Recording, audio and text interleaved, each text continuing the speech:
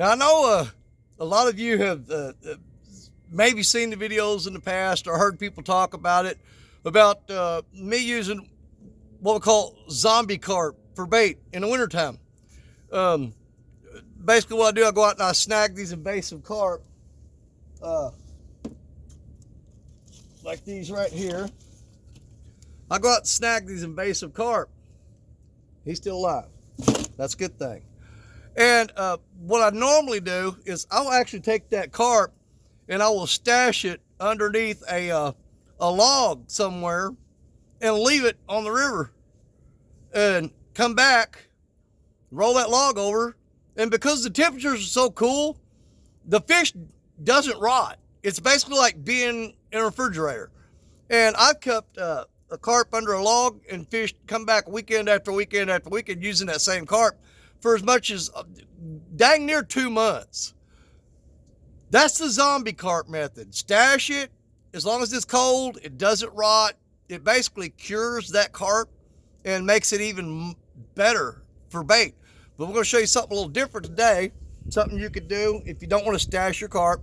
We're going to prepare these carp for having for wintertime baits. It's a great technique. Well, I've got a couple of them here that we just snagged a while ago. We're going to lay that one to the side. And the first thing you want to do is have you a container. And now what you're going to do, these carp are still alive, barely, but you're going to, see if I can get this up to where I can work on it. You want to cut that carp's tail, and you're going to bleed him out into this bucket. Okay, I may have to lay you down and cut you, yeah, and then just hold you up over the bucket. It'll be easier to hold you down there. Because you're going to cut back here. Just find you a spot, basically, and cut his tail off. Okay. Hang on now. Boy, these things are slimy and slippery. Knife's not real sharp, but it'll do. All right, I'm going to cut through both sides. Now, once you break this bone, you got to be ready. Because he's not bleeding yet. But once you break that bone on that carp, and break it off,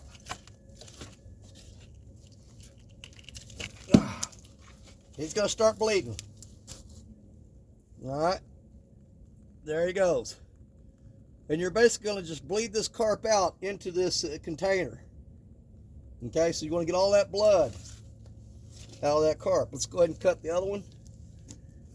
And we'll get him bleeding. That's a better knife right there. Let's go ahead and cut his tail. We want to collect all that blood from these carp into this container. Now you can cut through both sides, and he won't start bleeding until you break that bone. We'll get him over here and break that bone. And once I break that bone, he's going to start bleeding into this container. It's messy.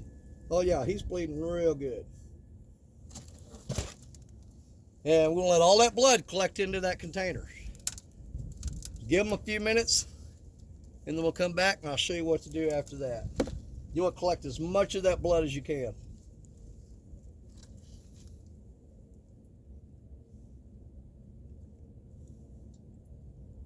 Hold him up when he bleed out.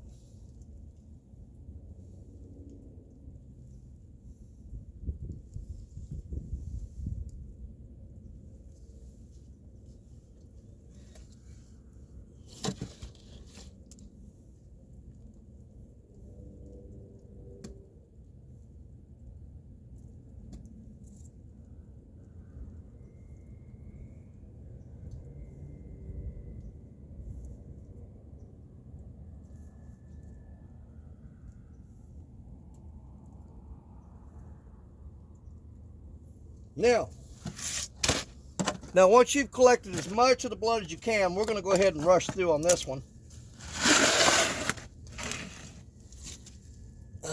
Are we in focus here? I am sitting down in the mud. You want to go ahead and fillet this carp out. And you're still going to collect a little bit of blood from him when you're doing that. But just basically fillet this carp out.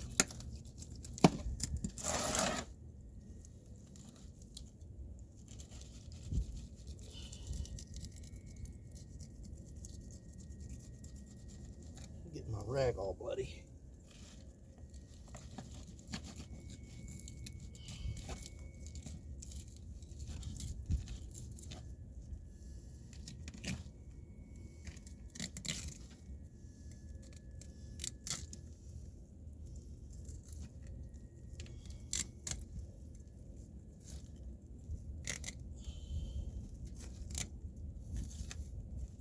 Don't have to be pretty. You're not eating him. You're using him for bait.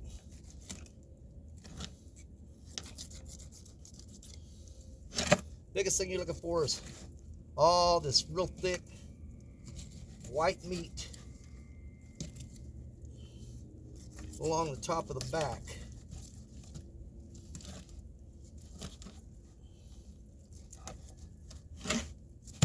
There.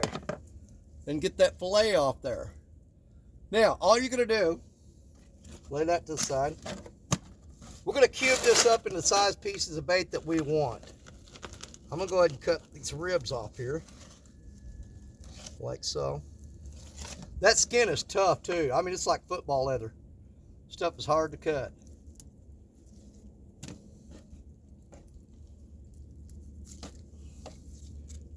All right.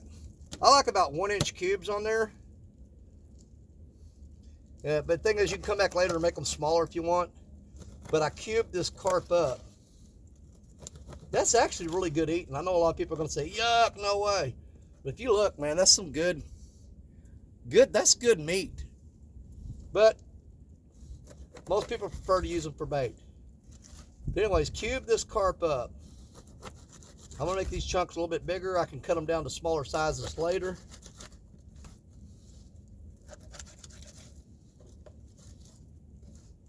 Like that. We'll go ahead and cut this one fillet up, and then we'll finish the rest up after a while. Some of that spots in the skin is just a little tougher than the others. What you wind up with is these cubes of meat from the carp. Now, he's still bleeding out. We're doing this real quick, but anyways, you want to take those cubes and you throw them in there in that blood, and you want to mix those around and get them really coated and covered in that blood. Okay, because you see how white that meat was a while ago, but now it's got blood all over it. After you've got your blood collected, cubed up your meat, and throwed it in your container, what you want to do is bag these up in a freezer bag, but do not freeze them. Let them sit in the refrigerator. You can put them in a pan if your wife is one of those people that gets real irritated about you doing it. Put them in a freezer bag and let them sit in the refrigerator overnight and let them soak up all that blood deep into that meat. And after they soak overnight, then you can put them in the freezer. When you thaw them out, the meat will be just like soaked through and through with the carp blood. Great bait. You can cut it down to smaller sizes if you want. That's why you generally cut them 2-inch cubes that I can cut down smaller later on. Real quick and easy fresh carp bait that you turn into bait for a later day, okay? But you want to soak them in that blood. Don't just fillet them and throw them in there. You lose so much. Collect your blood in a container, cut the cubes up, throw them in there, mix it up real good, put it in a freezer bag, let it sit overnight and marinate in that blood. After that, you can throw them in the freezer and thaw them out. Great bait. Check it out. You're going to love it.